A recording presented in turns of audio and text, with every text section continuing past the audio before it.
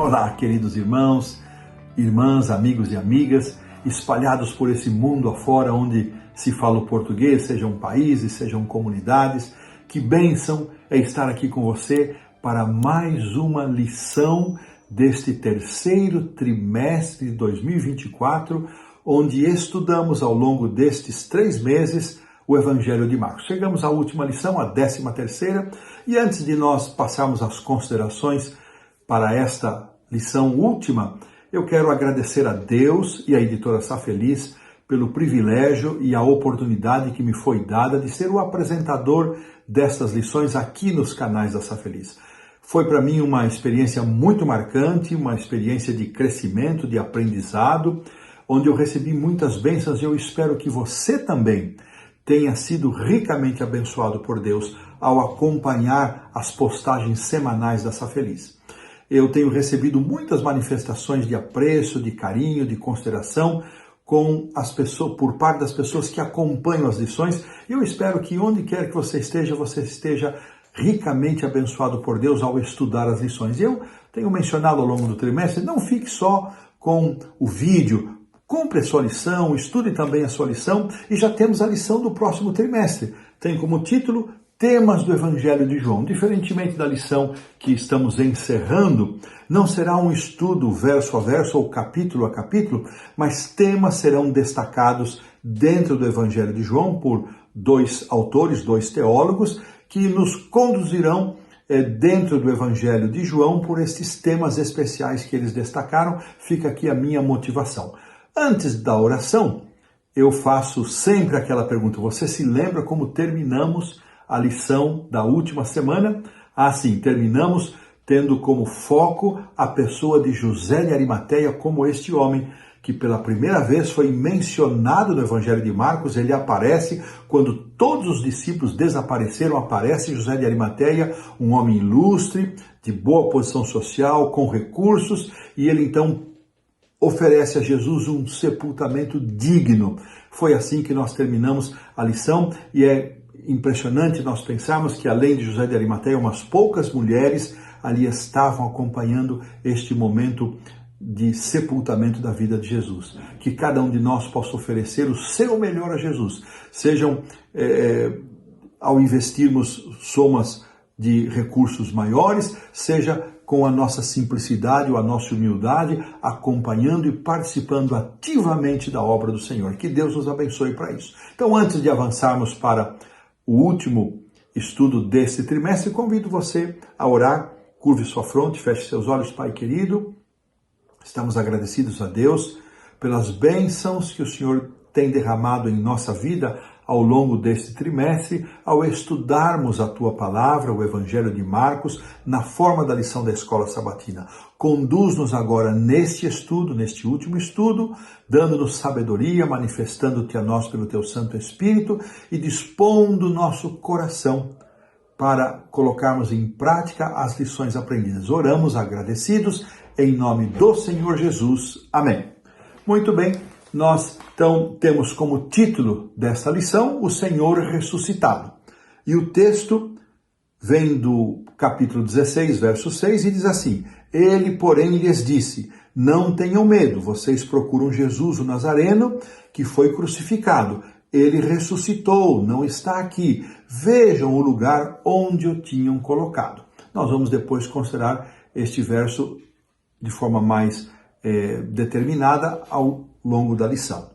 O autor, ele propõe que a crucifixão foi como um toque, uma nota fúnebre para as esperanças e fé dos discípulos. Foi um fim de semana sombrio, de tristeza, de dúvidas e incertezas que os levaram a debater sobre o que significavam todas aquelas coisas, o que significava a morte de Jesus. E também isso os levaria a considerar o que aconteceria nos meses, nas semanas, nos dias seguintes.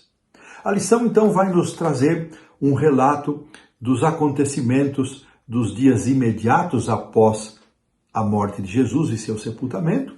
Vai também focalizar um contraste interessante que ao longo do Evangelho vimos sempre Jesus pedindo que as notícias dos seus milagres e sinais não fossem contadas, e mesmo assim algumas pessoas contavam, a maioria delas contava, testemunhava. Contraste com agora, quando, pelo menos em 3 vezes das 4 que o Evangelho de Marcos menciona, que foi solicitado que se contasse acerca da ressurreição, e na primeira vez isso não aconteceu, e nas outras 2, apesar de Maria Madalena e os 2 discípulos contarem, os demais não acreditaram. E por fim vamos considerar os momentos finais de Jesus com os discípulos, tendo como centro a chamada comissão evangélica. Vamos considerar 4 momentos específicos após a ressurreição. O momento em que as mulheres que foram ao túmulo recebem do anjo, que Marcos chama de um jovem, a aparência de um jovem, notificando a ressurreição e pedindo que contasse aos seus discípulos. Depois Jesus aparecendo a Maria Madalena, depois Jesus se apresentando aos 2 discípulos que Lucas identifica como estando indo para Emaús, e finalmente Jesus se apresentando entre todos os discípulos e deixando ali uma palavra de repreensão para eles, e finalmente a orientação sobre a pregação do Evangelho. Assim nós vamos considerar esses aspectos, vamos ver 7 argumentos muito importantes sobre a ressurreição que encontramos nas lições de segunda e terça. Eu espero que Deus nos abençoe ricamente ao assim estudarmos a lição desta semana, e com isto colocamos um ponto final na lição do sábado à tarde. Na lição de domingo, que tem como título Alegrando-se na Ressurreição, nós vamos então considerar os 6 primeiros versículos do capítulo 16. E antes, porém, o autor faz questão de mencionar que os 4 evangelhos afirmam que Jesus morreu e foi sepultado no dia identificado como sendo o dia da preparação, que nós hoje chamamos de sexta-feira. E eles deixam claro que assim aconteceu, o dia da preparação, depois o sábado foi observado, guardado, como se costumava fazer, em acordo com os mandamentos, e Jesus vai então ressuscitar no primeiro dia da semana, que nós chamamos domingo. E os adventistas às vezes ficam um pouco temerosos de dar toda a ênfase que cabe à ressurreição de Jesus no primeiro dia da semana, justamente em função de que este primeiro dia, ao longo da história da igreja cristã, ele foi sendo estabelecido como o dia de culto e de adoração em comemoração à ressurreição. Mas a nossa alegria não pode ser diminuída por causa disto, porque o simbolismo que a Bíblia apresenta para a ressurreição de Jesus não é o dia de guarda, mas sim o batismo. Este é o simbolismo que está ligado à ressurreição de Jesus. Havia um simbolismo lá no Velho Testamento, que era a festa das primícias, e de forma especial a cerimônia do molho movido, e Jesus cumpre essa cerimônia, cumpre isso fielmente ao ressuscitar no segundo dia da festa dos pães asmos. Mas a cerimônia cristã que marca a comemoração da ressurreição de Jesus não é a separação do domingo como um dia de adoração, mas sim o batismo, conforme nós encontramos em Romanos 6,4. Eu vou até pedir que a produção coloque aí os caracteres. Fomos sepultados com ele na morte pelo batismo, para que, como Cristo foi ressuscitado dentre os mortos pela glória do Pai, assim também nós andemos em novidade de vida. É interessante que o batismo, quando a pessoa é mergulhada nas águas, representa a morte para a vida, uma vida em desconhecimento aos princípios de Deus, uma vida de pecado. E quando o oficiante do batismo retira a pessoa, é como se essa pessoa que simbolicamente morreu ali por aqueles poucos segundos, 1, 2 segundos, ela é retirada das águas, é como se ela estivesse ressuscitando, ela tornando a viver para um novo estilo de vida, para servir a Jesus, para observar os seus mandamentos, para cumprir os seus princípios de vida, o seu estilo de vida, e ser um discípulo e participar da pregação do Evangelho. Este é o real simbolismo. E nós somos chamados nesta lição, queridos irmãos, nós somos convidados nesta lição de domingo, e com esta ênfase que o autor nos oferece, a nos alegrarmos com a notícia da ressurreição. Não temos receio de dar toda a ênfase que ela merece. Inclusive, eu mesmo aprecio muito quando estou pregando durante a Semana Santa, gosto muito quando posso ir até o primeiro dia, até o domingo, porque aí nós encerramos aí sim a Semana Santa de pregações. Ela é encerrada depois de apresentarmos o sábado como sendo aquele dia que Jesus observou na sepultura. Você então entra no domingo como o dia da ressurreição, e há tanta coisa linda. Se por um lado o cristianismo ele é marcado pelas sombras da sexta-feira, ele é notificado, ele é enfatizado com a glória da manhã da ressurreição. E mais um comentário: o sábado foi o único dia completo que Jesus passou na sepultura. Olha que coisa interessante. Na sexta-feira, pouquinho antes do pôr do sol, apenas uma faixa de tempo.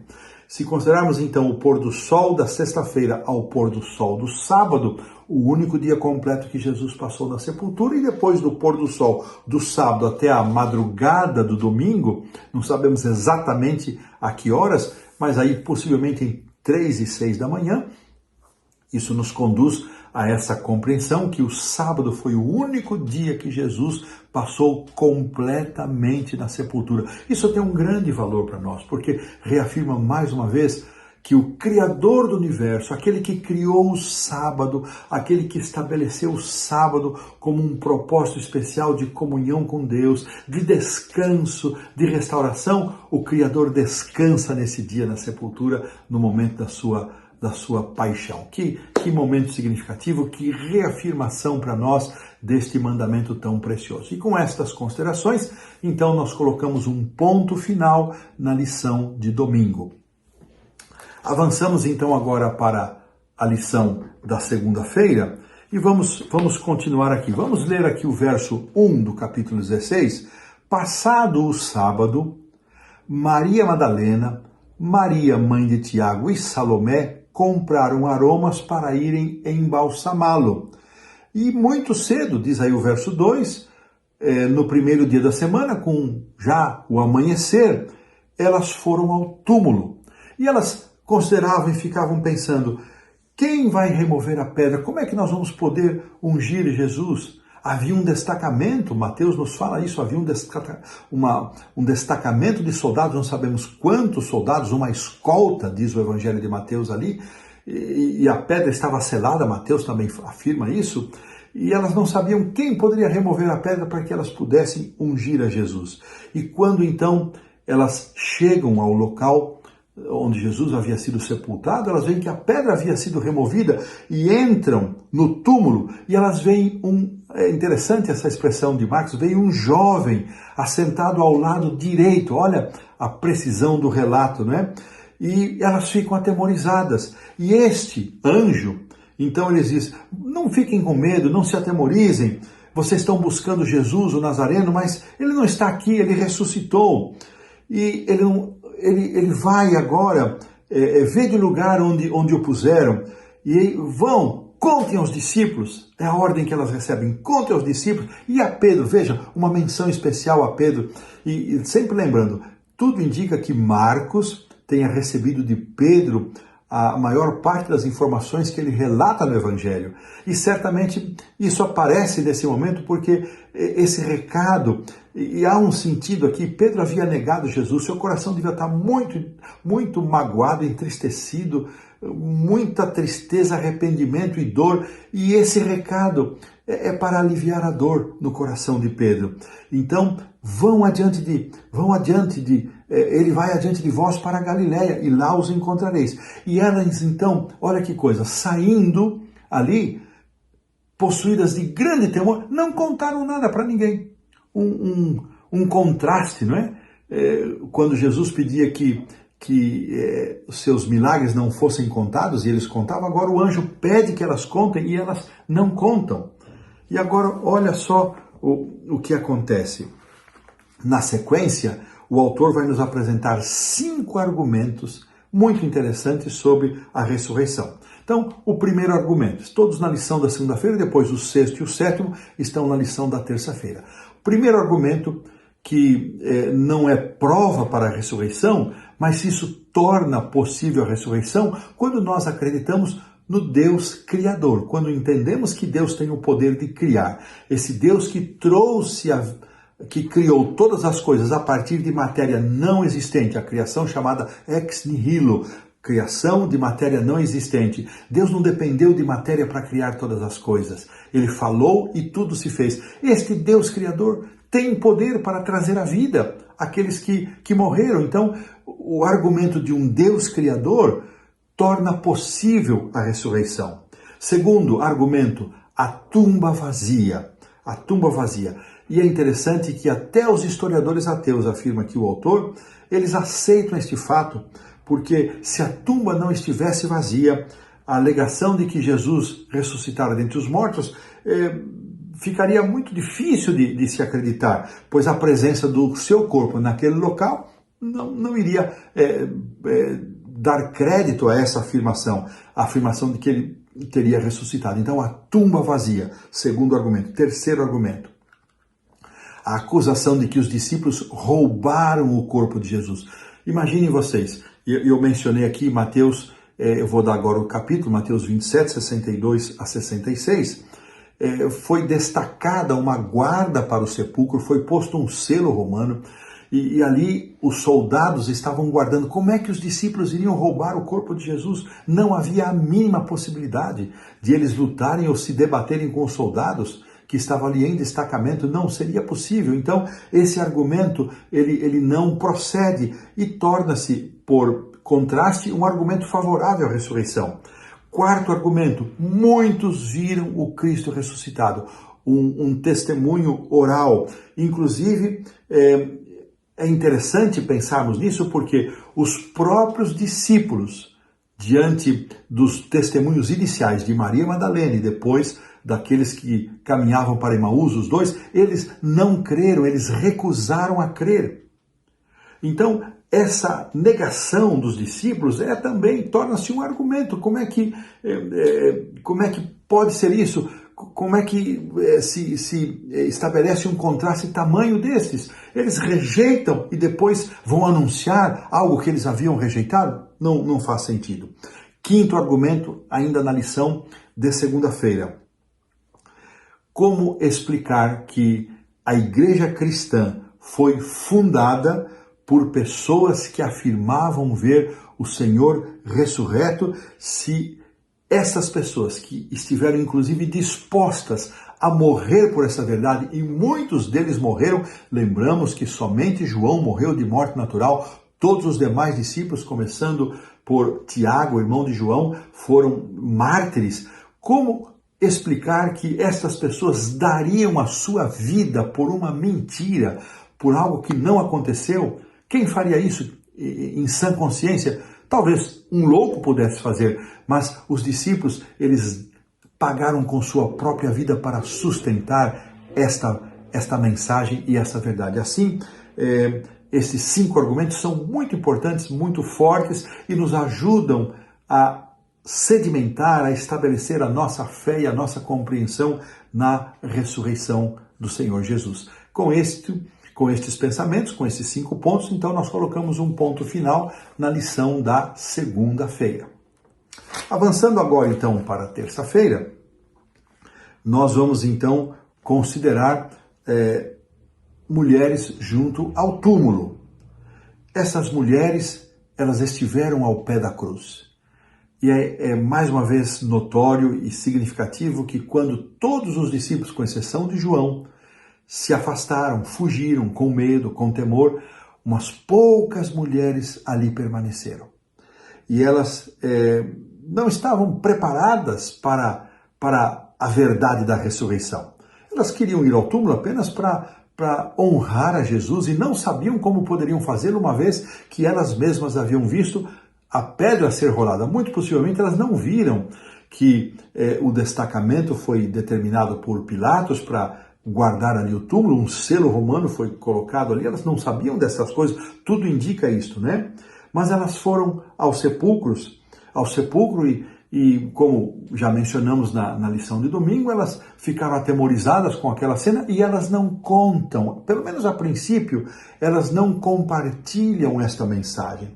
E aqui, irmãos e amigos, é muito interessante porque o autor mais uma vez destaca então esse contraste entre as muitas vezes que Jesus pediu para que os seus feitos não fossem divulgados, e ele sabia exatamente que fossem propagadas todas as suas ações, todos os seus milagres, o seu tempo seria abreviado e o tempo da profecia lá de Daniel 9, 24 e 27 não se cumpriria. Mas justamente agora, quando a ordem é dada para que a sua ressurreição fosse anunciada, as primeiras mulheres, por temor, elas recuam. Mas esse silêncio não demorou muito. Não demorou muito porque ao chegarmos nos versos finais do Evangelho de Marcos 16, do capítulo 16 e também do livro de Marcos, nós vamos ver como os discípulos intrepidamente, eles saíram para proclamar esta mensagem. E aqui a lição que nos traz, a pergunta que nos é feita para reflexão no encerramento aqui da lição da terça-feira é: por que não devemos ficar calados sobre a vida de Jesus, sobre o que ele fez, sobre sua morte, sobre sua ressurreição, ascensão e intercessão? Queridos amigos, diferente da reação inicial daquelas mulheres, nós não devemos ficar atemorizados. Devemos sim ter prudência. Em alguns lugares onde não existe liberdade religiosa, existem circunstâncias que tornam os cristãos extremamente cuidadosos sobre a forma e para quem irão compartilhar essa mensagem. Mas nos países onde há liberdade religiosa, e creio que a maioria dos países onde esta lição é apresentada, na África, na Europa, aqui na América do Sul, onde se fala o português, nós temos liberdade para pregar. E por que ficar calados? Você tem sido uma testemunha calada ou uma testemunha fiel que tem dado o seu testemunho, tem apresentado a sua mensagem, o seu recado sobre Jesus Cristo para aqueles que ainda não o conhecem? Que nós possamos pensar nisso e, pela graça do Senhor, que sejamos testemunhas ousadas, intrépidas, que vão testemunhar especialmente não só os eventos relacionados à vida de Jesus, mas sobretudo aquilo que Jesus fez e faz em nossa vida. Com isso, nós colocamos um ponto final na lição da terça-feira. Vamos então avançar agora para a lição da quarta-feira, onde vamos ver os outros dois argumentos que são colocados. Eu havia mencionado terça, mas eles estão na quarta. E vamos ver aqui então como Jesus aparece a Maria Madalena, está nos versos 9 a 20, e como Jesus também vai aparecer àqueles dois discípulos que Lucas vai identificar como estando a caminho da cidade de Emaús, da vila de Emaús. Muito bem. Então, nós vamos ver aqui que esta porção ela está interrelacionada com aquilo que já está sendo descrito. Maria Madalena, ela também vai ao túmulo, mas Jesus aparece especificamente para ela. E João faz uma descrição no seu evangelho acerca desse encontro de Jesus com Maria Madalena, muito, muito comovente. Nós, infelizmente, não podemos dedicar tempo para isso, mas merece leitura, merece meditação, merece a nossa reflexão sobre esse encontro de Jesus com Maria Madalena. Estes dois homens que estavam saindo de Jerusalém, indo para Emaús, e finalmente a quarta vez e a terceira que Jesus aparece, mas a quarta menção, Jesus apresentando-se aos discípulos. Então a primeira pessoa a ver Jesus vivo foi Maria Madalena. Outras mulheres também ouviram. Mateus faz essa menção, Marcos não, mas Mateus menciona isso. E o autor faz uma consideração muito interessante, que é significativo que as mulheres foram as primeiras testemunhas oculares do Jesus ressurreto. E foram também as primeiras a contar sobre a ressurreição.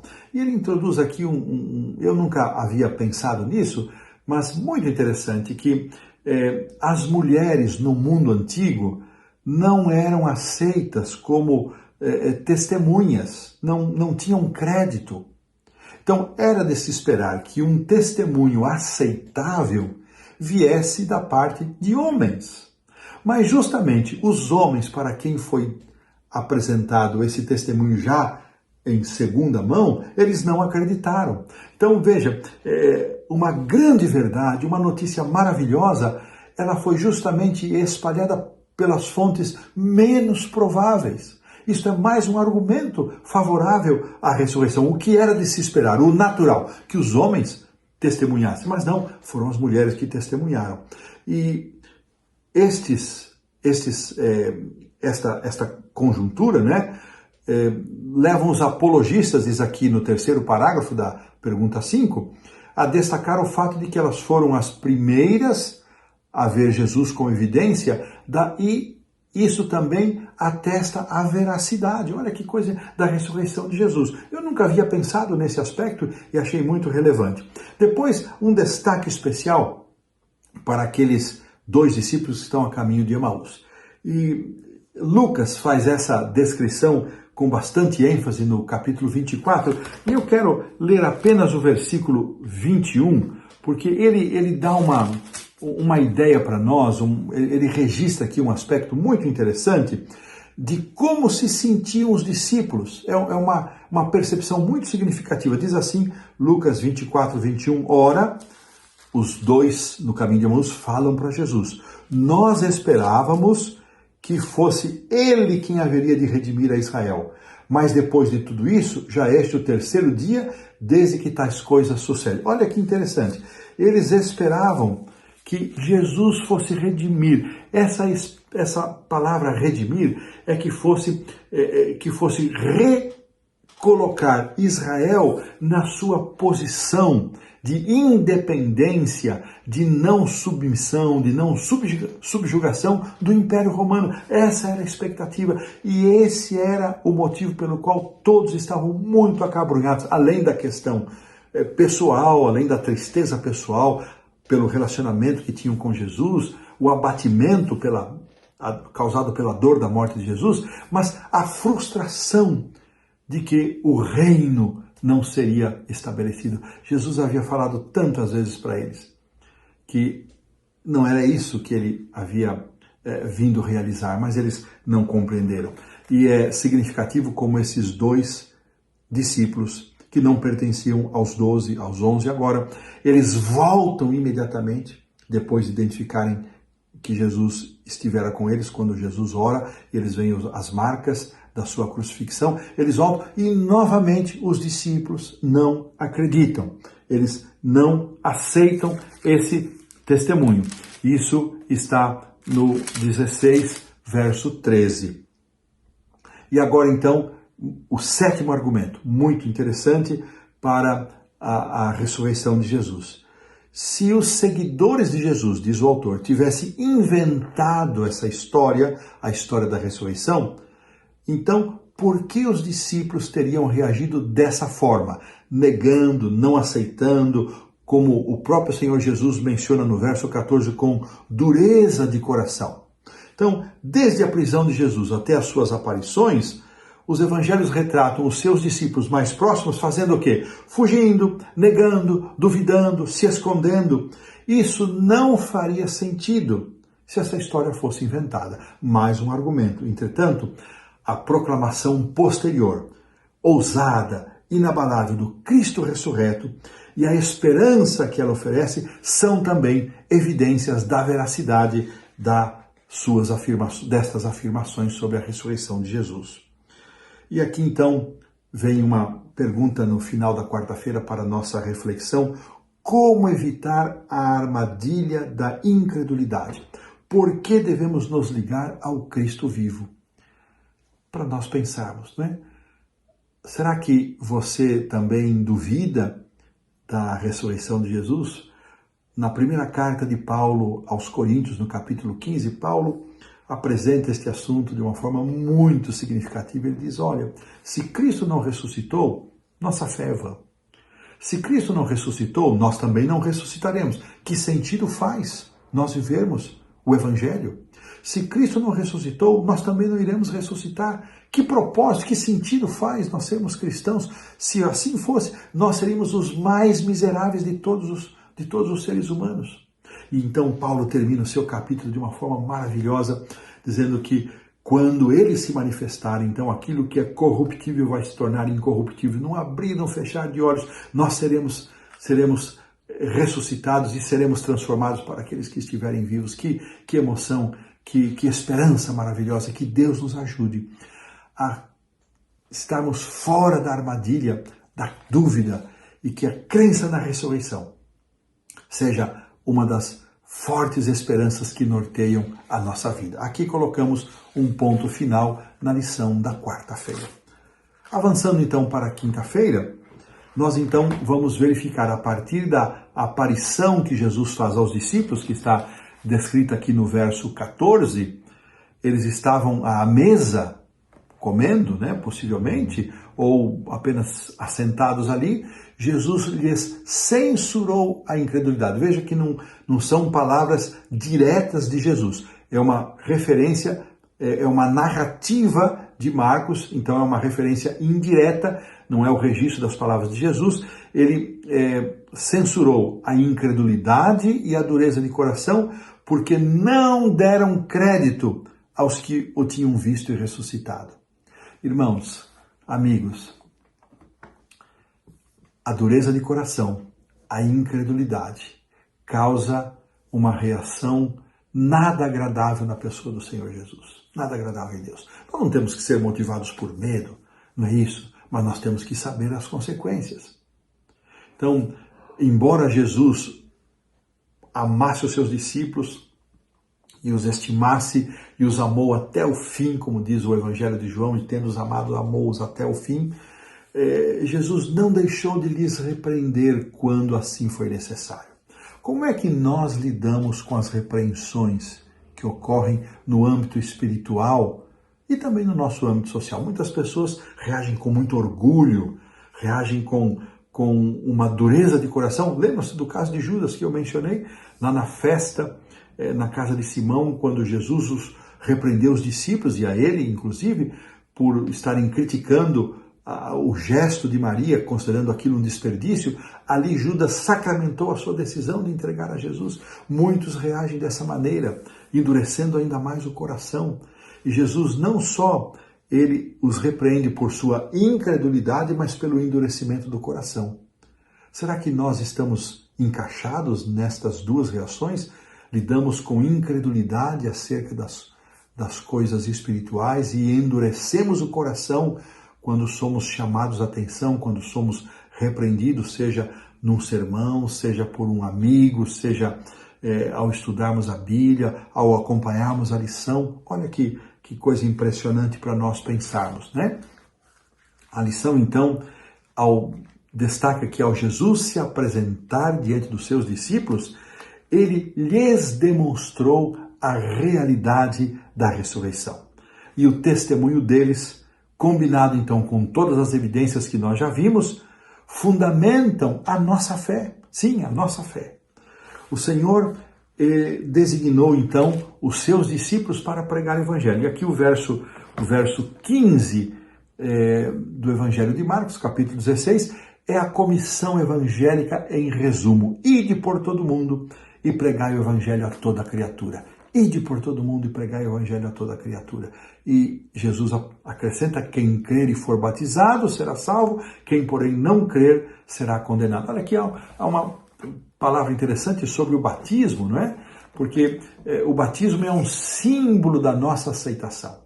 O batismo é um ritual, é uma cerimônia. Ela não tem um poder em si mesma, aquela água não tem um poder em si mesma, mas ela simboliza, é um testemunho da nossa entrega, é um testemunho público da nossa entrega pessoal a Jesus. E nós estamos pregando a amigos, a familiares, aos membros da igreja, quando somos batizados desta maneira.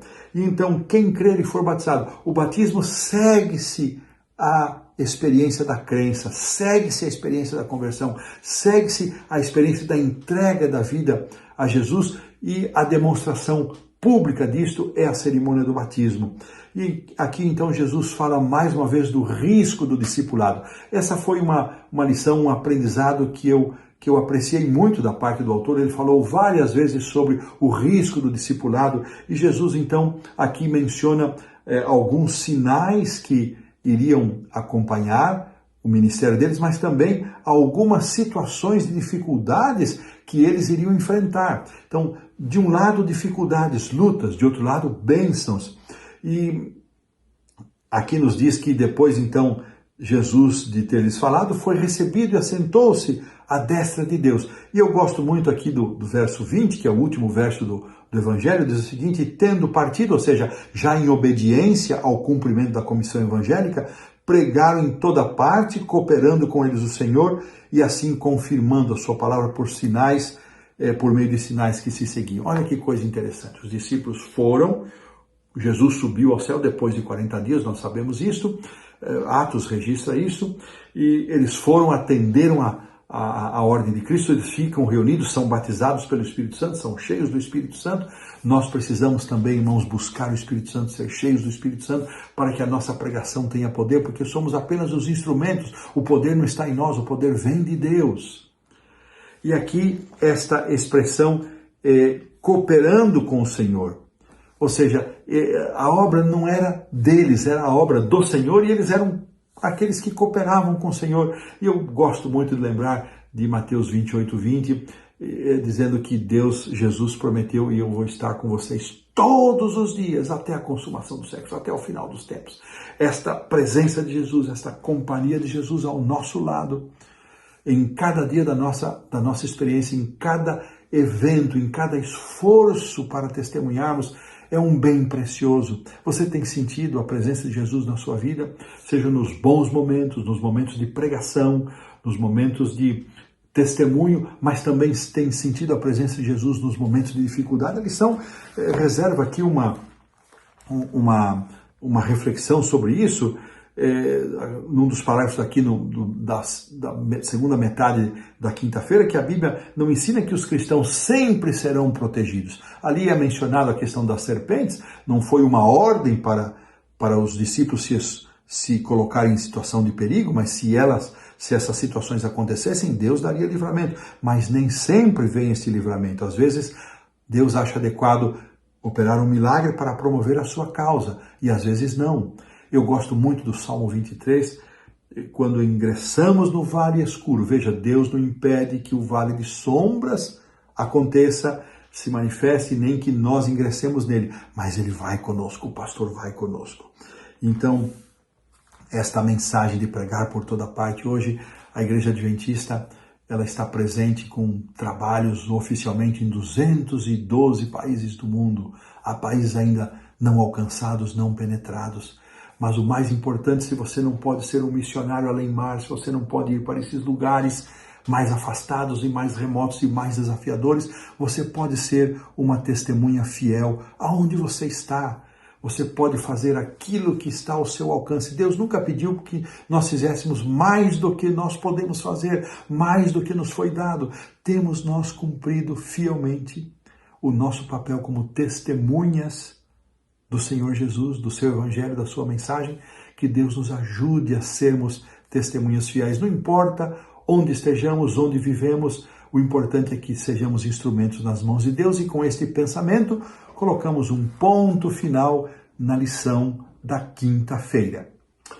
O estudo adicional na sexta-feira nos traz aqui um parágrafo muito significativo de Ellen White, do Desejado de Todas as Nações, página 632. Eu peço que a produção, por favor, coloque esse parágrafo, são 5 linhas, e diz assim: para aquele que crê, Cristo é a ressurreição e a vida.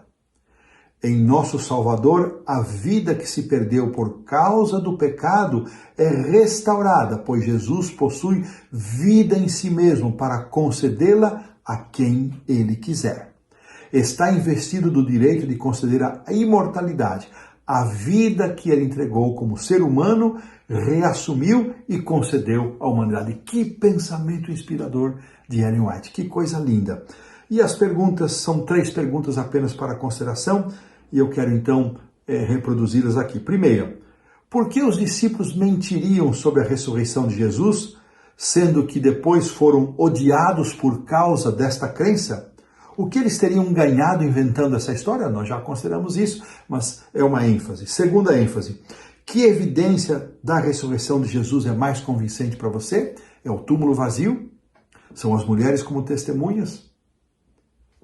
Não sei o que você vai responder, mas é para consideração pessoal. Então, uma menção ao capítulo de 1 Coríntios 15, que eu já fiz também. Segundo Paulo, que esperança a ressurreição de Jesus nos oferece.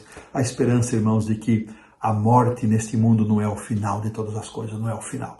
Há algo reservado para aqueles que creem no Senhor, que essa seja a nossa esperança e que possamos viver em amor a Deus sobre todas as coisas, amor ao nosso próximo e certos de que Ele nos ama e quando Ele se manifestar na sua vinda, na sua segunda vinda, estejamos entre aqueles que receberão o convite para despertar e para entrar no reino que está preparado. Que Deus nos abençoe para isso. Você ora comigo?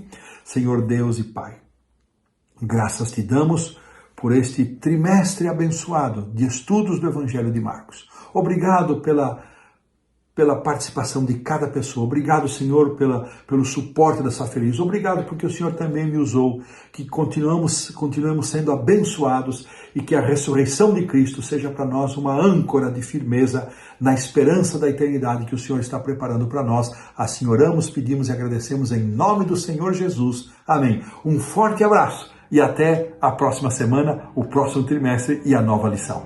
Até mais.